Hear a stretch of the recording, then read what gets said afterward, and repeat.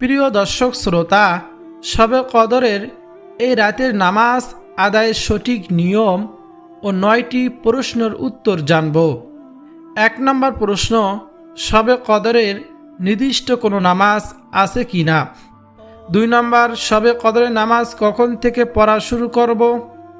3 নম্বর প্রশ্ন, শবে কদরের নামাজ মোট কত রাকাত? 4 নম্বর, শবে কদরের নামাজ কি কি সূরা দিয়ে পড়ব? 5 নম্বরে, শবে কদরের নামাজের নিয়ত কি? 6 নম্বর প্রশ্ন, এ রাতে আর কি কি নামাজ পড়া যাবে?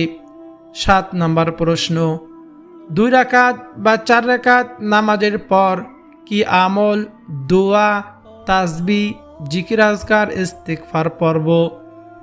8 নম্বরে, কি নিয়মে মোনাজাত করলে আল্লাহ সুবহানাহু ওয়া তাআলা মোনাজাত কবুল করবেন? সর্বশেষ 9 নম্বর, শবে কদরের নামাজ প্র্যাকটিক্যালিভাবে আপনাদেরকে দেখিয়ে দেব কিভাবে বাসা বাড়িতে একা একা এই নামাজগুলো পড়বেন। প্রিয় দর্শক, এই 9টি প্রশ্নের উত্তর জানব ইনশাআল্লাহ। আজকের আলোচনাটি নারী পুরুষ প্রত্যেকের জন্য খুবই উপকারী হবে ইনশাআল্লাহ। প্রিয় দর্শক, তাহলে চলুন একে একে প্রত্যেকটি প্রশ্নের উত্তর জেনে নেই। 1 নম্বর প্রশ্ন ছিল, শবে কদরের নির্দিষ্ট কোনো নামাজ আছে কি না? উত্তর হলো, শবে কদরের নির্দিষ্ট কোনো ফরজ, ওয়াজিব বা সুন্নতে মুআক্কাদা নামাজের কথা হাদিসে বর্ণিত হয়নি। শবে কদর রাতের ইবাদতের বিশেষ ফজিলত রয়েছে। এ রাতে যত ইবাদত আছে সবই নফল ইবাদত। তবে এ রাতে কোরআন তেলাওয়াত, তাসবিহ, তাহলিল, জিকির আজকার, দোয়া, ইস্তিগফার, দরুদ শরীফ, নফল নামাজ পড়া যাবে। 2 নম্বর প্রশ্ন ছিল, শবে কদরের নামাজ কখন থেকে পড়া শুরু করব? উত্তর হলো, মাগরিবের পর থেকেই মূলত আমাদের নামাজ ও ইবাদত শুরু করতে হবে। যেমন ইবনে মাজা শরীফে হাদিসে আছে, এদিন সূর্য ডোবার পর আল্লাহ তাআলা পৃথিবীর নিকটতম আকাশে নেমে আসেন এবং বলেন, কে আসো আমার নিকট ক্ষমা প্রার্থনাকারী, আমি তাকে ক্ষমা করব? কে আসো রিজিক প্রার্থনাকারী, আমার কাছে চাও, আমি রিজিক দান করব? কে আসো অভাব অনটন ঋণগ্রস্ত, আমার কাছে চাও, আমি অভাব অনটন দূর করে দেব, ঋণ পরিশোধ করার ব্যবস্থা করে দেব? কে আসো রোগগ্রস্ত, আমি রোগ থেকে শিফা দান করব? এভাবে আল্লাহ সুবহানাহু ওয়া তাআলা আমাদেরকে ফজরের ওয়াক্ত আরম্ভ হওয়া আগ পর্যন্ত তিনি এভাবে ডাকতে থাকেন, আহ্বান করতে থাকেন। এজন্য মাগরিবের পর থেকেই আমরা নামাজ ও ইবাদত শুরু করে দেব। ফজরের নামাজ ওয়াক্ত হওয়া পর্যন্ত আমরা ইবাদত করব ইনশাআল্লাহ। 3 নম্বর প্রশ্ন ছিল, শবে কদরের নামাজ মোট কত রাকাত আদায় করব? উত্তর হলো, শবে কদরের নামাজে নির্দিষ্ট কোনো সংখ্যা নেই। তাই নফল নামাজ 2 রাকাত 2 রাকাত করে যত খুশি পড়তে পারেন, কোনো সমস্যা নেই।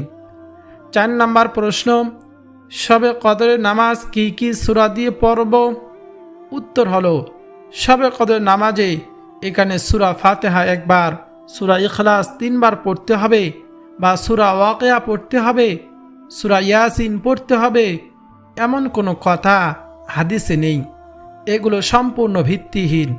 তাই সূরা ফাতিহার পরে যে কোনো সূরা দিয়ে নামাজ পড়লেই নামাজ হয়ে যাবে ইনশাআল্লাহ। 5 নম্বর প্রশ্ন, শবে কদরের নামাজের নিয়ত কি?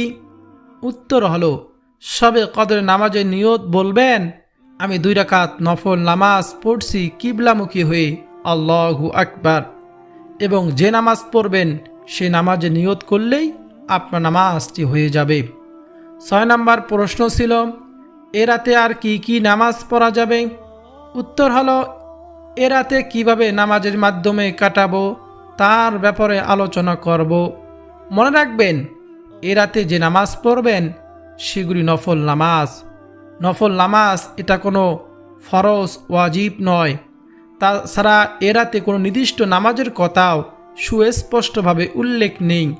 সেজন্য আমরা যেসব নফল নামাজ হাদিস দ্বারা প্রমাণিত এবং যেসব নামাজ বুজুর্গণে দিন পড়েছেন সে নামাজগুলি সেই ইবাদতগুলি, সে জিকির আজগার, ইস্তিগফার, দরুদ শরীফগুলি আজকে ধারাবাহিকভাবে আপনাদের সামনে তুলে ধরব, যাতে আপনাদের জন্য গোটা রাত এসব ইবাদত করতে সহজ হয়। ও প্রিয় দিনী ভাই ও বোনেরা, আপনারা চাইলে এগুলো নামাজ পড়তে পারেন। 6 রাকাত সালাতুল আওয়াবিনের নামাজ পড়তে পারেন, 2 রাকাত তওবা নামাজ পড়তে পারেন, 2 রাকাত সালাতুল হাজতে নামাজ পড়তে পারেন, 4 রাকাত সালাতুল তাসবিহ নামাজ পড়তে পারেন, শেষ রাতে তাহাজ্জুদে নামাজ পড়তে পারেন। এক কথায় যত ধরনের নফল নামাজ আছে এই নফল নামাজগুলো পড়তে পারেন, কোনো সমস্যা নেই। এখন সালাতুল আওয়াবিনের নামাজ কখন পড়বেন? এই সালাতুল আওয়াবিনের নামাজের সময় হলো মাগরিবের নামাজের পর থেকে ইশারের ওয়াক্ত আরম্ভ হওয়া আগ পর্যন্ত এই 6 রাকাত নামাজ পড়তে পারবেন। এই নামাজে নির্দিষ্ট কোনো সূরা নেই, নির্দিষ্ট কোনো নিয়ম নেই। আপনি যে সূরা পারেন, সূরা ফাতিহার পর সেই সূরা দিয়ে এই নামাজ পড়তে পারবেন। এই নামাজ 2 রাকাত করে পড়তে হয়। এই আওয়াবিন নামাজ যদি আদায় করেন কি লাভ হবে? হাদিসে এসেছে 50 বছরের গুনাহ আল্লাহ তাআলা তার মাফ করে দিবেন। বলুন না সুবহানাল্লাহ। অন্য এক হাদিসে আছে এই 6 রাকাত নামাজ পড়লে 12 বছর ইবাদত করার সমান সওয়াব আল্লাহ তাআলা দিয়ে দিবেন। এই জন্য সালাতুল আওয়াবিনের নামাজ 6 রাকাত পড়ব, তারপর তওবা 2 রাকাত নামাজ পড়ব। নিজের সমস্ত গুনাহের কথা স্মরণ করে আল্লাহ তাআলার কাছে তওবা করে তা থেকে ফিরে আসার সিদ্ধান্ত নিয়ে জীবনে গুনাহ করব না, 2 রাকাত তওবার নামাজ পড়ব। নবীজি সাল্লাল্লাহু আলাইহি ওয়াসাল্লাম বলেছেন, কোনো ব্যক্তি যদি উত্তম রূপে সুন্দরভাবে উজু করে দাঁড়িয়ে সুন্দরভাবে রুকু সিজদা সব কিছু কমপ্লিট করে ফরজ নয়, ওয়াজিবও নয়, সুন্নত বা 2 রাকাত নফল নামাজ পড়ে, তারপর আল্লাহ তাআলার কাছে গুনাহ থেকে ক্ষমা চায়, তার গুনাহ ক্ষমা করে দেওয়া হয়। বলুন না সুবহানাল্লাহ। এই জন্য সবে কদরের রজনীতে আমরা তওবার নামাজ পড়ে আল্লাহ তাআলার কাছে নিজের জীবনের সমস্ত গুনাহ থেকে তওবা করে মাফ চাইব। সবে কদর রাত এমন একটি দামি রাত, মূল্যবান রাত, যে রাত সম্পর্কে আল্লাহ সুবহানাহু ওয়া তাআলা নিজেই কুরআনুল কারীমের মধ্যে ঘোষণা করেন, লাইলাতুল কদরি খায়রুম মিন আলফি শাহ। এ রাত হলো 1000 মাসের চেয়ে উত্তম।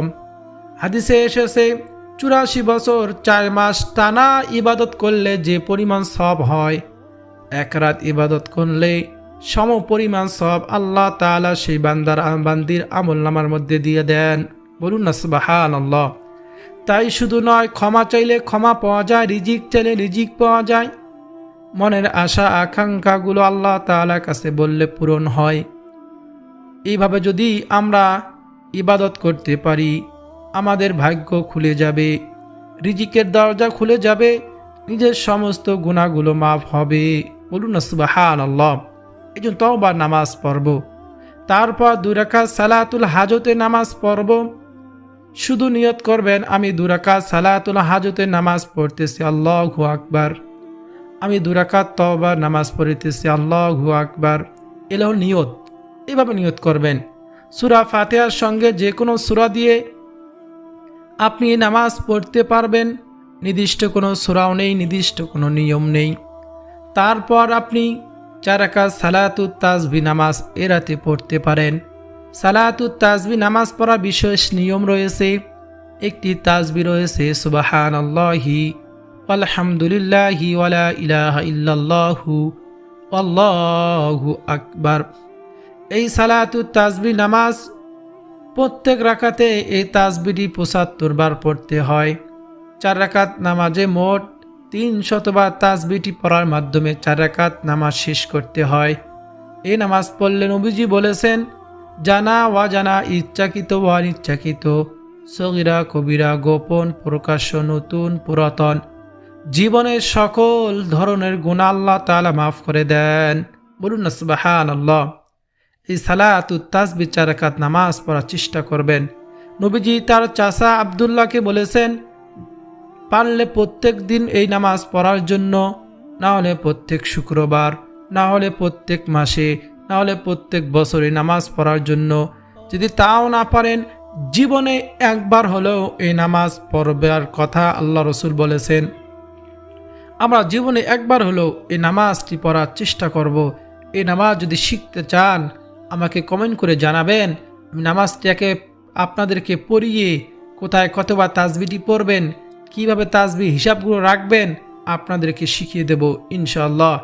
এইভাবে ইতিপূর্বের আপনার কাজা নামাজগুলো পড়বেন, শেষ রাতে তাহাজ্জুদে নামাজ পড়বেন। তাহাজ্জুদে নামাজ হলো পরীক্ষিত আমল, দোয়া কবুলের আমল, দোয়া কবুলের সময়। এই তাহাজ্জুদ নামাজে নির্দিষ্ট কোনো সূরা নেই, নির্দিষ্ট কোনো নিয়ম নেই, শুধু নিয়ত করবেন আমি 2 রাকাত তাহাজ্জুদে নামাজ আদায় করিতেছি, আল্লাহু আকবার। 2 রাকাত করে নামাজ পড়বেন।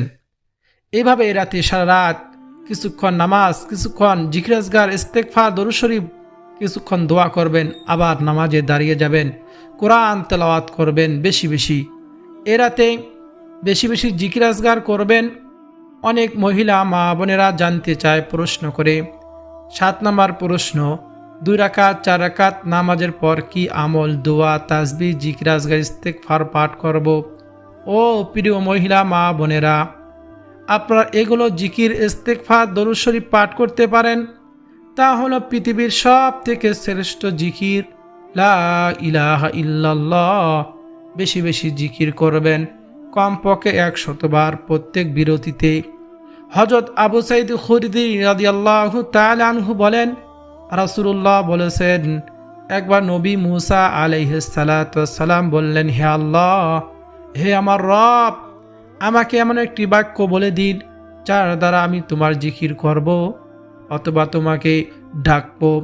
তখন আল্লাহ তাআলা বললেন, হে নবী মুসা, তুমি বলো লা ইলাহা ইল্লাল্লাহ। তখন মুসা নবী আল্লাহ তাআলাকে বললেন, হে রব, আপনার সব বান্দা তো এইটা জানে, এটা বলে, আপনাকে ডাকে।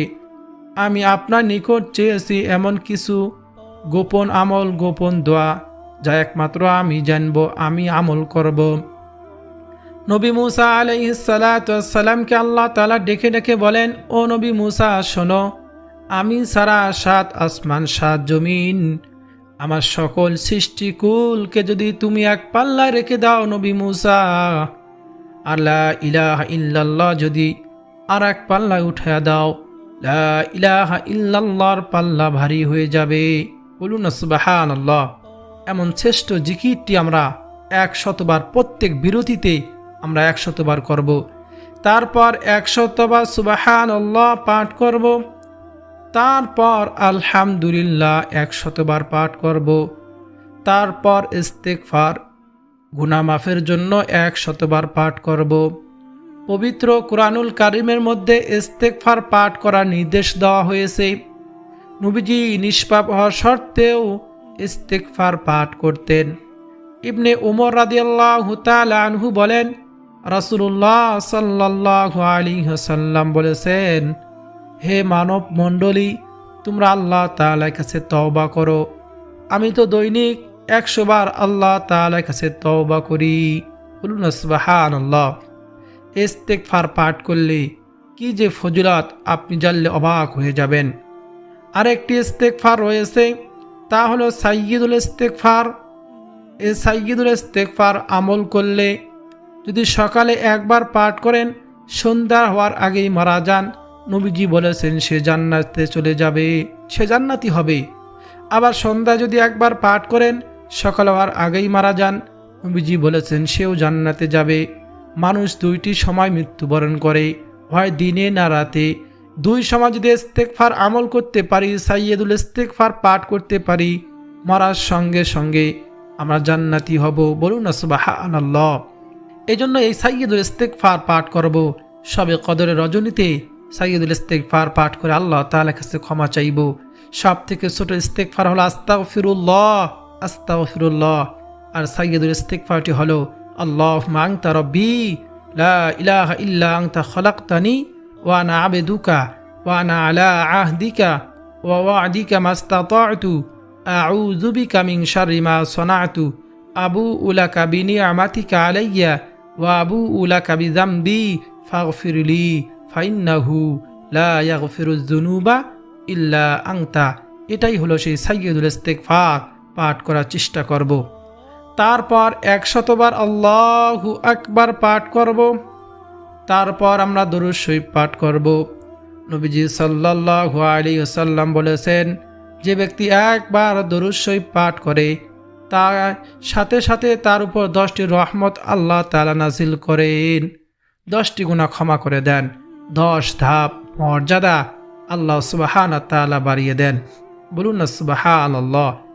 অন্য এক হাদিসে এসেছে, দরুদ শরীফ পাঠ না করে দোয়া করলে তার দোয়া আসমানে ঝুলান্ত থাকে, দোয়া কবুল হয় না।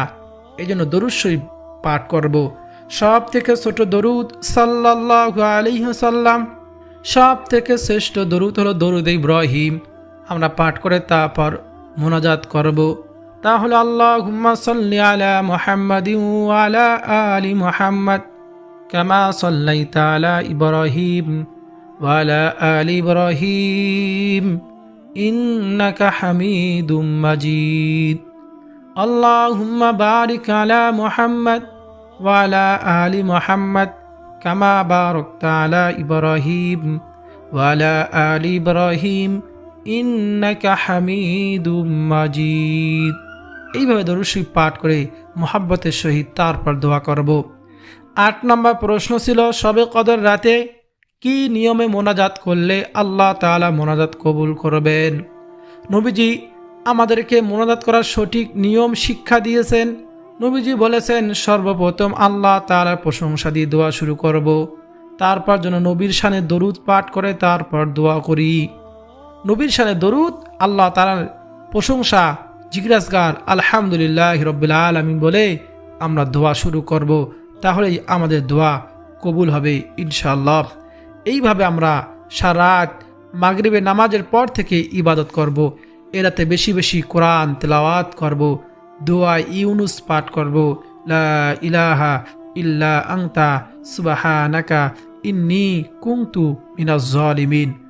আরেকটি গুরুত্বপূর্ণ দোয়া হলো, যে দোয়াটি সম্পর্কে হযরত আম্মাজান আয়েশা রাদিয়াল্লাহু তাআলা আনহা নবীজিকে জিজ্ঞাসা করেছিলেন, ইয়া রাসূলুল্লাহ, ইয়া হাবিবাল্লাহ, যদি শবে কদর জানতে পারি রাতে কোন দোয়াটি পড়ব? নবীজি বলেছিলেন, এই দোয়াটি পড়ার কথা, তা হলো আল্লাহুম্মা ইন্নাকা আফুউন তুহিব্বুল আফওয়া ফাআফু আন্নী। এই দোয়াটি আমরা পাঠ করব। আল্লাহুম্মা ইন্নাকা আফুউন তুহিব্বুল আফওয়া ফাআফু আন্নী। এই দোয়াটি বেশি বেশি পাঠ করব। আর পবিত্র মাহে রমজানের শেষ দশকে শবে কদর তালাশ করব। এভাবে আমরা সারা রাত ইবাদত বন্দিগির মাধ্যমে অতিবাহিত করব। এবং নবীজি সাল্লাল্লাহু আলাইহি ওয়াসাল্লাম অধিকাংশ দোয়াতে একটি দোয়া পাঠ করতেন। শবে কদরের রজনীতে মোনাজাতের মধ্যে এই দোয়াটি আমরা বেশি বেশি পাঠ করব। তা হলো রব্বানা আতিনা ফিদ দুনিয়া হাসানা ওয়া ফিল আখিরাতি হাসানা ওয়া কিনা আযাবান নার। অর্থ হলো, রব্বানা আতিনা ফিদ দুনিয়া হাসানা, হে আল্লাহ আমাকে দুনিয়াতে কল্যাণ দান করুন, ওয়া ফিল আখিরাতি হাসানা, আখিরাতের কল্যাণ দান করুন, ওয়া কিনা আযাবান নার, জাহান্নামের আগুন থেকে রক্ষা করুন। পরিবার, নিক্কার সন্তান, নিক্কার স্ত্রী পাওয়ার জন্য কোরআনে একটি দোয়া বর্ণিত হয়েছে, সে দোয়াটি পাঠ করব। তা হলো, রব্বানা হাবলানা মিন আজওয়াজিনা ওয়া মিন যুররিয়াতিনা কুররাতা আয়ুন ওয়াজআলনা লিল মুত্তাকিনা ইমামা। পিতা মাতার জন্য দোয়া করব, রব্বির হামহুমা কামা রব্বায়ানি সগীরা, রব্বির হামহুমা কামা রব্বায়ানি সগীরা। আল্লাহ সুবহানাহু ওয়া তাআলা যেন আমাদের সকলকে কোরআন হাদিস অনুযায়ী শবে কদরের রাত্রিতে বেশি বেশি নফল নামাজ, কোরআন তেলাওয়াত, জিকিরাজগার এই নামাজগুলো পড়ার তৌফিক দান করেন। সারা রাত জেগে আল্লাহকে রাজি খুশি করার জন্য ইবাদত করার তৌফিক দান করেন। পবিত্র মাহে রমজানের ওসিলায়, শবে কদরের ওসিলায় আমাদের প্রত্যেকের তামাম জিন্দিগির গুনাহগুলো মাফ করুন। হে আল্লাহ, সামনে জিন্দিগি নেককার জিন্দিগি দান করুন, গুনাহমুক্ত জিন্দিগি দান করুন। সকলে বলি আমিন। প্রিয় দর্শক শ্রোতা, ভিডিওটি যদি আপনার কাছে ভালো লাগে আপনার উপকার হয়, কিছু হলেও শিখতে পারেন, অবশ্যই ভিডিওতে একটি লাইক দিবেন। লাইক দিলে হয় কি, ভিডিও বানার আগ্রহ আরও বেড়ে যায়, ভিডিওটি আরও অনেক মানুষের কাছে চলে যাবে, পৌঁছাবে, তাহলে অনেকেই আমল করতে পারবে। আপনার একটি লাইক, একটি কমেন্ট, শেয়ারের মাধ্যমে যদি অন্যরা শিখতে পারে, আমল করতে পারে, আল্লাহ তাআলা আপনাকে জাযা খায়ের দান করবেন, আমাকেও দান করবেন। আপনাদের যেন সহজভাবে কোরআন হাদিস অনুযায়ী সবে কদরের রাতে আমল করতে পারেন, এই জন্যই রোজা রেখে এত কষ্ট করে ভিডিও তৈরি করি আপনাদের খেদমতের জন্য। অবশ্যই যদি ভিডিও ভালো লাগে, আমাকে মহাব্বত করে থাকেন, অবশ্যই ভিডিওতে লাইক দিবেন, কমেন্টে আমিন লিখে আমার দোয়ার সঙ্গে শরিক থাকবেন। চ্যানেলটি সাবস্ক্রাইব করে পাশে থাকা বেল বাটনটি অন করে রাখবেন। ভিডিওটি শেয়ার করে দিবেন যাতে সকলে শিখতে পারে। আল্লাহ সুবহানাহু ওয়া তাআলা আমাদের সকলকে সে তৌফিক দান করুন। সকলে